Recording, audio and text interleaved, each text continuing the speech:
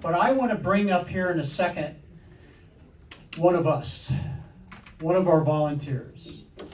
This is a volunteer. I already talked to you about facilitators, but we have volunteers that I call my first responders. And my first responders are the people that sit at the front desk. And when people call here needing help, they're the first person you talk to. When you walk through our doors and see us, they're the first person you see. So I'm going to bring up here a very beautiful person of spirit and compassion. Sara Oliver, please come up and talk to us about the why.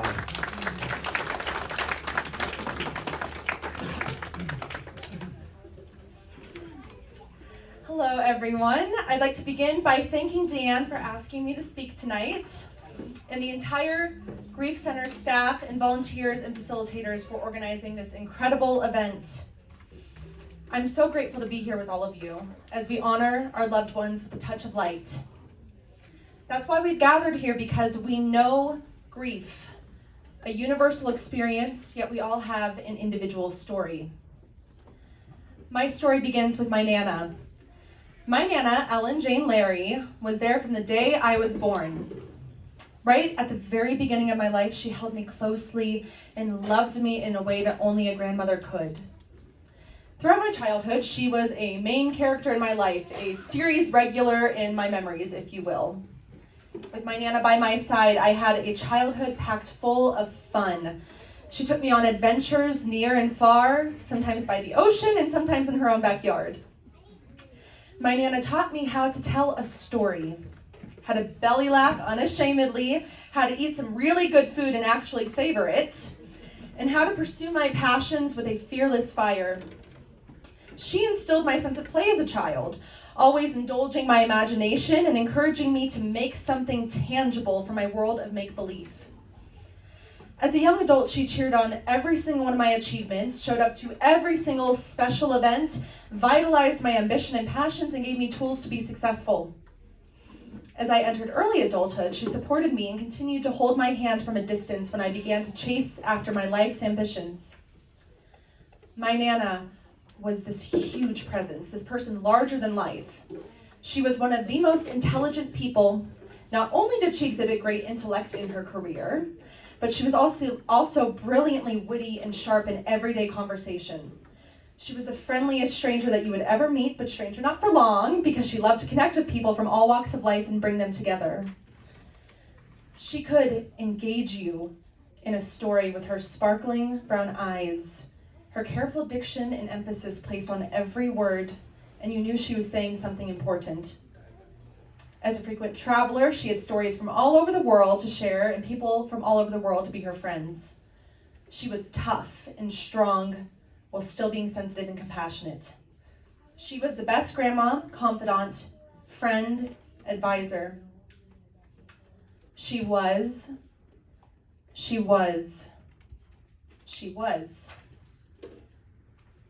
On June 9th, 2021, while I was at work, I got the news from my mom. She told me something utterly impossible. My Nana had died that morning.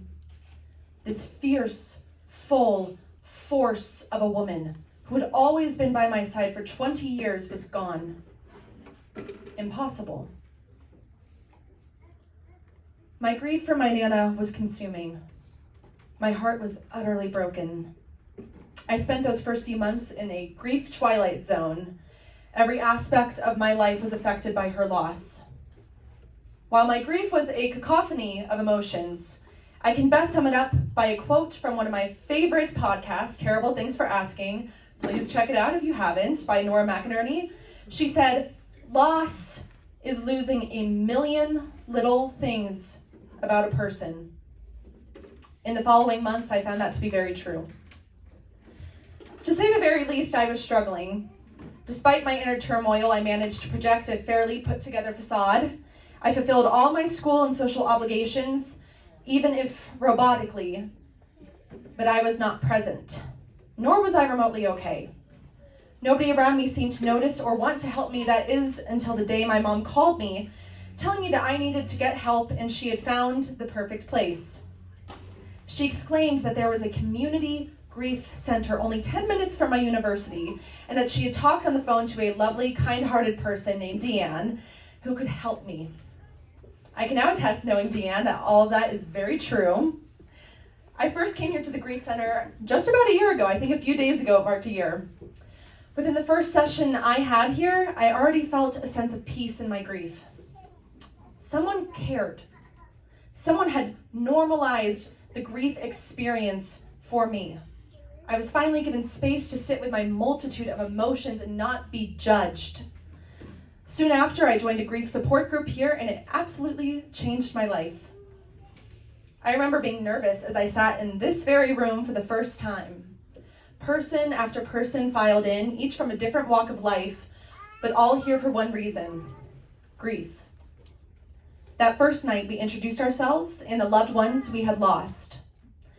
The love and heartbreak we each carried was evident and accepted in this space. Over the next several months, we gathered weekly, holding each other in our pain.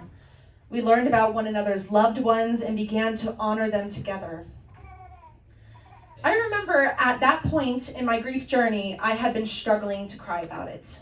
I thought, if I let it all out, I will never stop crying and I won't ever be able to put myself back together again. There was one week where we were asked to bring in photos of our loved ones to share with the group. I brought one of my favorites of my Nana and I hugging each other closely on a beach in Hawaii. The second I showed the group, I began to sob. I remember the relief of finally crying as the pressure left my chest. I think it says something that I was able to cry with my group. I knew that if I broke down, someone was going to be there to pick the pieces back up again. It was a kind of support I had not experienced before. As the weeks went on, we laughed at old stories, we cried together, and we began to heal. I didn't see it at first. In fact, I was not even sure that healing was possible. But then one day I realized that I had a community that cared about me, that cared about my Nana, although they had never met her. I had found people that helped me carry the burden. What's more is they gave me the privilege to help them carry their burdens as well. Healing with grief is not returning to who you were before. I believe that it is learning to live with the pain, making room for the grief to live alongside you as proof that you once loved fervently. Healing is having a community that helps you do so. I've learned a lot about grief in the past year and a half since my Nana died. I've learned that everyone experiences grief so differently.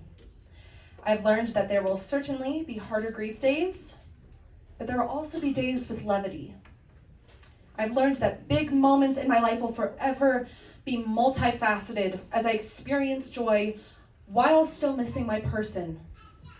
I've learned that, cliche as it may sound, our loved ones do not leave us. I still sing to my Nana. I write to her. I write about her. I tell her stories about my life since she passed. I smile up at the sky when I'm happy, hoping that she's seeing it all. I imagine her hand on mine when I'm sad, hoping that she still holds me in my hardest moments. I collect photo after photo of her from her younger days, imagining the stories behind them that I don't know.